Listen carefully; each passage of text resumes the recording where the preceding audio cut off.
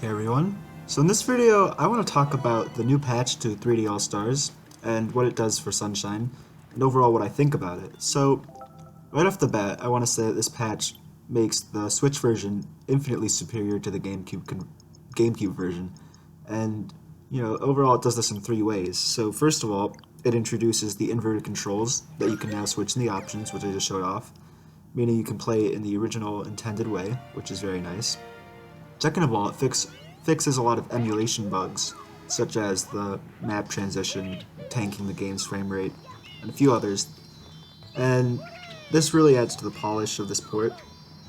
So I'm going to show off a few of those here, you'll see in a moment. And the third thing it does is it adds GameCube controller support, which you can just see now. You can finally do short sprays, which you couldn't do with the original control scheme. So it really makes the gameplay experience more authentic for people who play the GameCube version, and the timing of it is right before the holiday season, so a lot of people are going to be getting it for the first time, so that's very nice. So right here I'm just going to show off, they fixed the turbo nozzle 4:3 aspect ratio bug. So there's a little effect that you do underwater if you use the turbo nozzle, and now it covers the whole screen as opposed to just the middle part of it, so that's cool.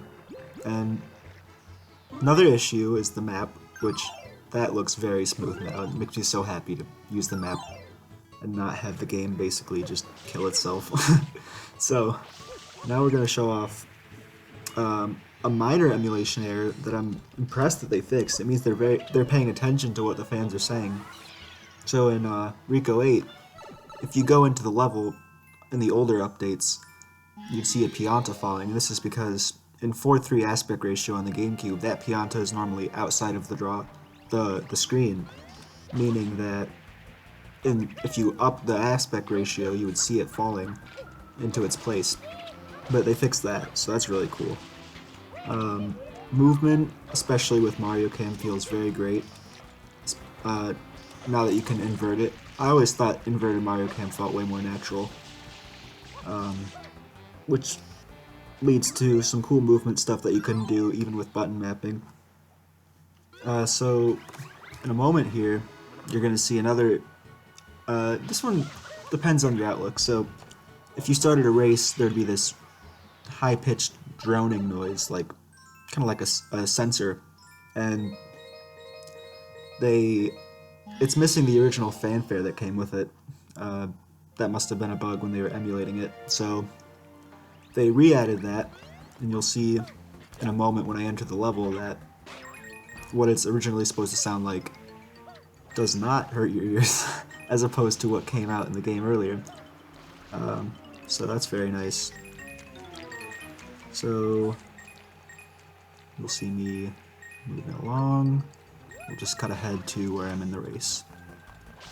So right now, I'm about to do blooper list, but more importantly, listen to that sound that plays as soon as I start the race. That sounds much better from the original version. From the original Switch version. Yeah, so right now, if you don't know, I'm doing blooper lists, and it's kind of tricky. You have to know where all the invisible flags for the race are, but it allows you to complete the race much faster than with the blooper. Sometimes it's a little tricky, and I don't get it on my first try, but this time I was lucky, and I got it on my first try. So now let's move on to another emulation error that they fixed. Yeah, so here we are in Bianco 6, and you can see that these platforms are no longer on a track, or what was called a track by some people. They're actually suspended in midair, like they were on the GameCube, and that's because the Switch version had shown debug cubes, which the developers used to track the paths of each of the moving platforms. So those are absent now because those were indeed a glitch, and it really shows that they're paying attention to what people are saying. Again, I want to stress this. It shows how Nintendo is paying attention to what the fans are saying. So I just want to give my finishing thoughts here before the video ends, but the point of this is that Nintendo listened to their fans and they fixed a lot of the issues that the game had when it came out. And I think that's a good thing. It shows they're listening, but at the same time, I can't help but think that a lot of these things should have been in the game when it first came out.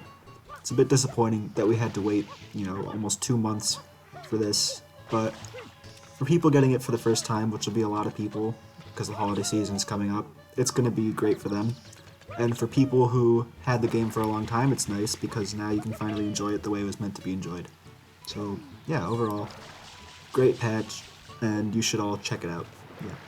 Thanks for watching.